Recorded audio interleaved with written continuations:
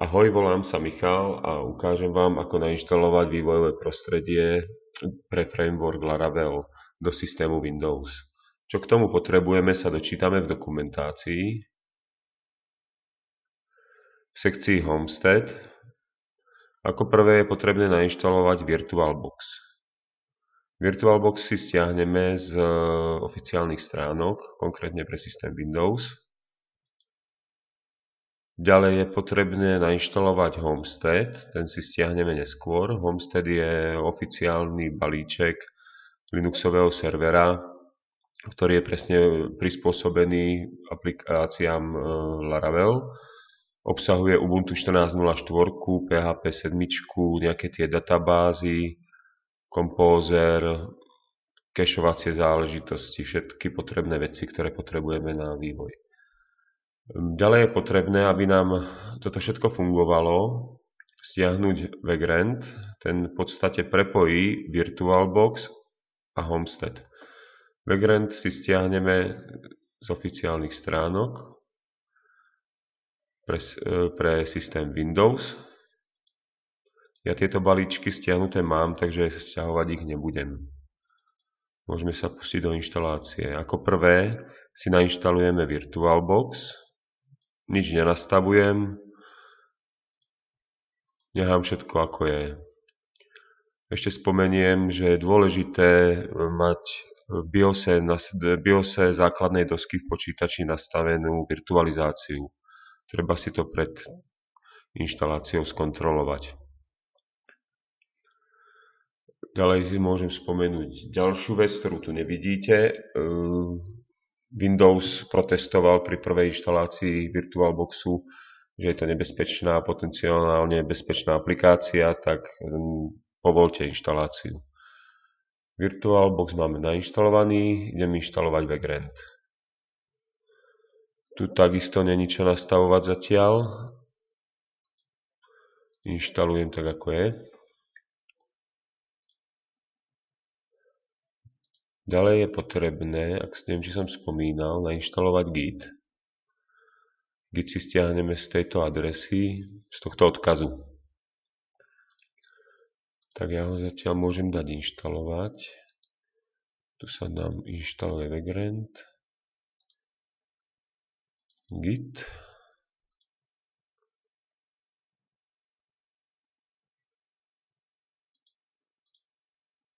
Môžeme si dať ikonu na plochu. V nastaveniach pre inštalácii zmením túto prvú možnosť na druhú. Ostatné nechám tak, ako sú, len preklikám. Vagrant je nainštalovaný. Finish. Reštart nechcem, zatiaľ ho nepovolím. Počkáme na inštaláciu Gitu.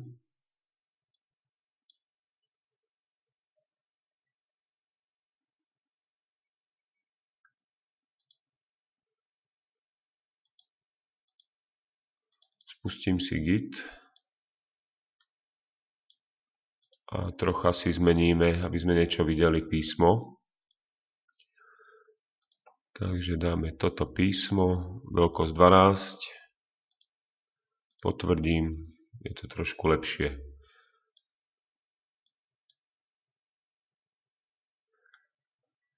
Poďme do dokumentácie. Takže máme VirtualBox, Vagrant a treba už nám len ten Homestead. Stiahneme ho týmto príkazom, pôjdeme do Gitu, skopírujeme príkaz, Entrom potvrdíme, spustí sa inštalátor, ktorý sa nás pýta, či máme virtualizačné prostredie VirtualBox alebo toto ďalšie. Takže máme VirtualBox, jednotka, potvrdíme Entrom. Ja to teraz potvrdzovať nebudem z toho dôvodu, že Homestead mám už stiahnutý v počítači. Ja si ho skopírujem do toho správneho adresára. Vy si to dajte stiahnuť a počkajte. Nestiahujem ho z toho dôvodu, lebo má 1 GB. A servery, z ktorých sa to ťahá, sú dosť zaneprázdnené niekedy a dosť to trvá.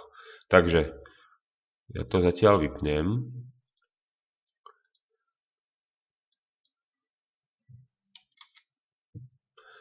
A môžeme sa pozrieť, kam sa nám stiahol Homestead. Vleziem do domovského adresára užívateľa vo Windowse a v ňom nám pribudli nejaké tie adresáre. Takže adresár.vagrant.d a Boxes, tu je inštalácia, alebo ten balíček Homestead. Ako som spomínal, má 1 GB. OK.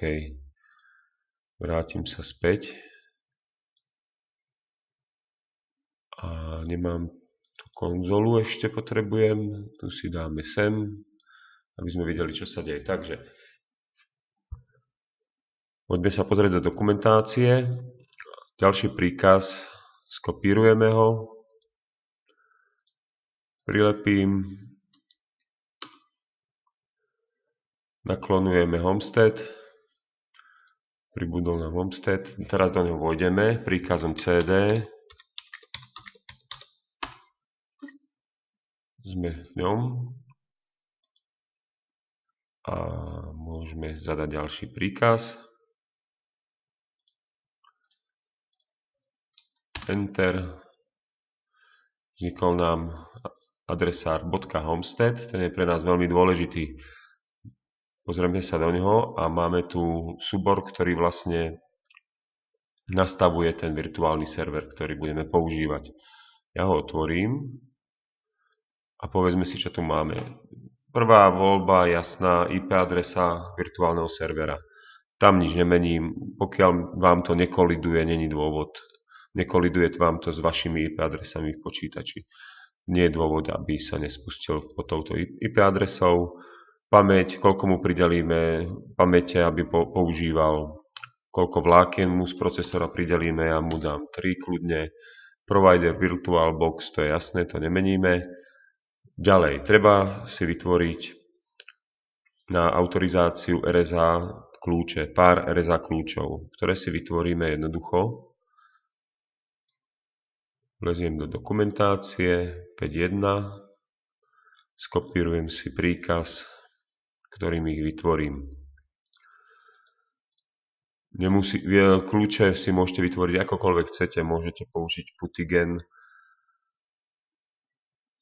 alebo iný nástroj. Takže vrátim sa späť do domovského adresára užívateľa príkazom cd. Som tam.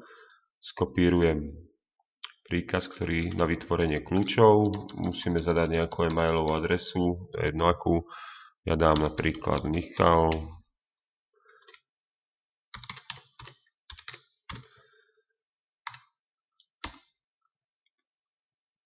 Ostatné otázky, nič nevypisujem, žiadne heslá, odentrujem všetko.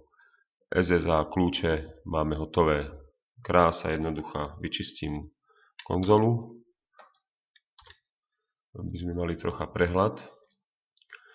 A ideme späť do nastavení. Takže RSA kľúče máme a teraz je potrebné vytvoriť nejaký ten adresár, do ktorého budeme ukladať naše aplikácie. Ja ho vytvorím tu. Nazvem si ho napríklad www, klasika. Tu budeme vyvíjať a upravovať súbory našich aplikácií. A takže nazval som si www. To je odkaz, odkiaľ má byť klonovaný, z ktorého adresára z ktorého adresára majú byť klonované súbory do servera. A na serveri cesta je toto, takže nazveme si ju tiež kľudne www. Ďalšia časť, sites, to sú stránky, to sú naše stránky aplikácií. Moja prvá aplikácia bude nie Laravel, ale Infonam prvú. A cesta k nej bude na serveri. Takže home, vagrant, www, kód, zle, www. Laravel si ju nenazvem, nazvem si ju info public do publiku nepôjde, lebo to nie je Laravel aplikácia. A skopírujem si tu.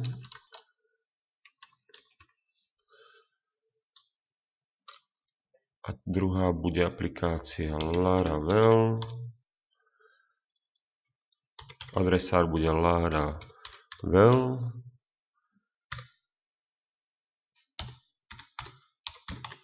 Public. Ešte raz si to prekontrolujem. Tak prvá aplikácia, ktorú vytvorím adresári www, bude info dev. Cesta k nej je správna. Info. Druhá aplikácia, ktorú si vytvoríme, je Laravel dev. Smeruje na servery do www, do adresára Laravel, a keďže to je Laravel aplikácia, tak do adresára public. Konfiguráciu uložím, zavriem a v podstate by sme mohli spustiť náš prvý server. Môžeme sa pozrieť do dokumentácie a potrebujeme na to príkaz vagrant app. Ale musíme vliezť zase do adresára homestead, cd homestead, vagrant app.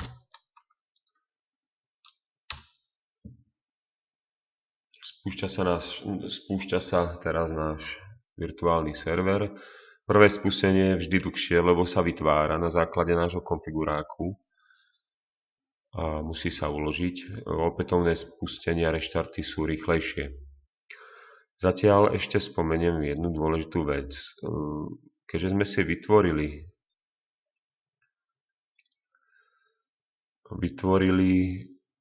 v našom konfigurátku tieto adresy infodev a laraveldev, tak náš prehliadač, aby poznal tieto cesty, kam má siahnuť, na ktorú IP adresu, tak mu to musíme oznámiť. To spravíme jednoduchým spôsobom, že si otvoríme host súbor v počítači. Takže otvoríme ho. Sa mi to tu trochu poplietlo. A nachádza sa počítač, C, Windows, System 32, drivers, adresár etc, ktorý tu není vidno, tak ja do neho jednoducho vleziem, že si ho tu napíšem. A to je ten správny súbor host. Otvorím. Môj súbor host je dosť možné, že sa bude líšiť od vášho. Ak ste ho predtým nemenili nikdy, tak je tam kopec nejakých informácií, ukážiek. Ja ho mám úplne vyčistený. Tak, a čo spravím? Ako sme vraveli, máme IP adresu servera, ktorú si skopírujem. Na tomto serveri budú fungovať tie stránky. Vložím a prvá aplikácia bola info dev. Druhá aplikácia bola Laravel dev. Súbor uložím. Samozrejme musíme mať administrátorské práva. Takže ja to potvrdím a uložím. Hotovo. Náš server by mal byť spustený, tak sa poďme pozrieť a dáme napríklad info dev. Super, funguje to. Zatiaľ tam nič nemáme z toho jednoduchého dôvodu, že v adresári www sa nenachádzajú dáta žiadne, ktoré by server prečítal. Takže poďme si ich vytvoriť. Prvú aplikáciu si vytvorím ručne. Nazval som si adresár info. Pozrieme ešte pre kontrolu. Info. Takže musím ísť do ňoho. Vytvorím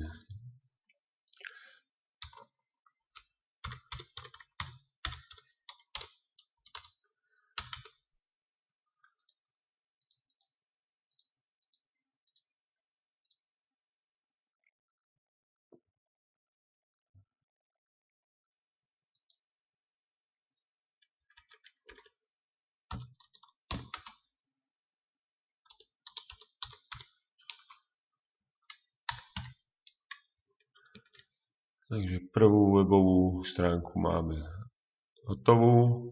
Môžeme skúsiť. Bác.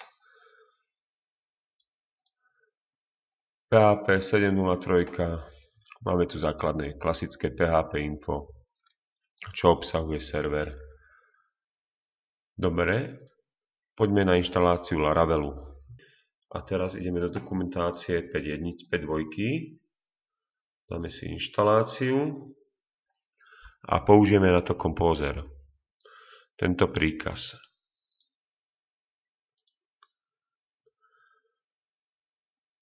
To si dám sem, aby sme mali prehľad.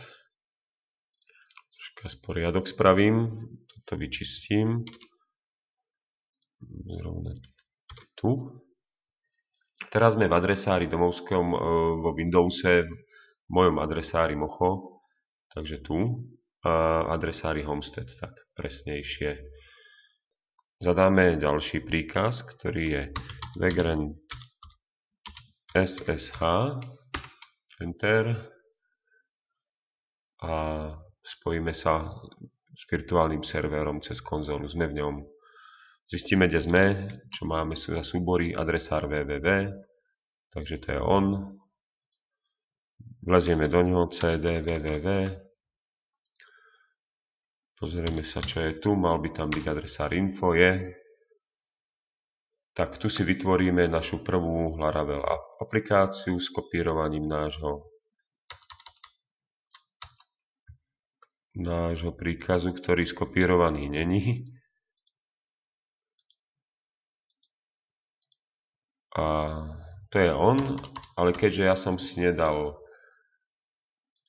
adresár blok, ale Laravel adresár, tak tam napíšem Laravel adresár. Príkazom to spustíme a čakáme, dokým nám nainštaluje.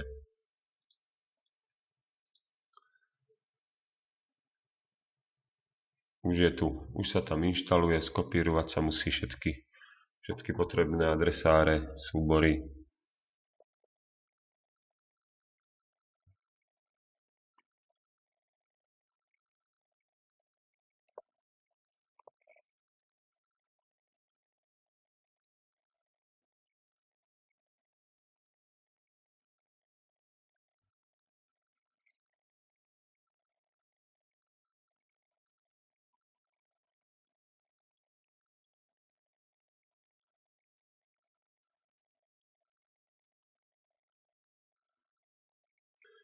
Máme hotovo. Aplikácia Laravelu bola nainštalovaná. Môžeme sa pozrieť do nej. Poďme to vyskúšať. PH info máme tu. Laravel dev. Aj to. Takže môžeme sa pozrieť do resource, views. Otvoríme si welcome, zmeníme si nejaký ten text a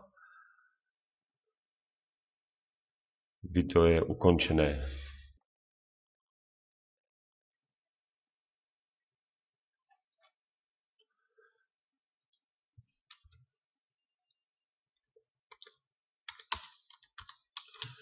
Je tu Laravel 5.